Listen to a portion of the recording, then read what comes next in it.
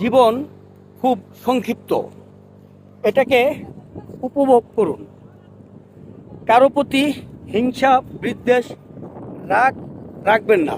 নিজের মনকে পরিষ্কার রাখুন, শান্তি অনুভব করুন। মানুষকে ক্ষমা করার ভিতরেই সবচেয়ে বেশি আনন্দ, কারণ আপনার সৃষ্টিকর্তা মহান আল্লাহ তাআলা ক্ষমাশীল এবং উনি ক্ষমা করতেই ভালোবাসেন।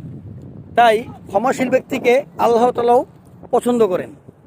মানুষের প্রতি হিংসা, জিদ, বিদ্বেষ এগুলো থাকলে আপনি নিজে না শান্তি পাবেন, না যার প্রতি রাখবেন সে শান্তি পাবে। তার চেয়ে ভালো সকল ব্যাপারে রাগ না করে কিছু বিষয় আল্লাহর কাছে ছেড়ে দিবেন আর মানুষকে সবসময় ক্ষমা করে দিবেন। এতেই মনে হয় শান্তি পাওয়া যায়, শান্তি পাবেন। প্রত্যেকে ভালো থাকবেন, সুস্থ থাকবেন, নিরাপদে থাকবেন, আর অবশ্যই আমার জন্য দোয়া করবেন। আসসালামু আলাইকুম ওয়া রাহমাতুল্লাহি ওয়া বারাকাতুহু।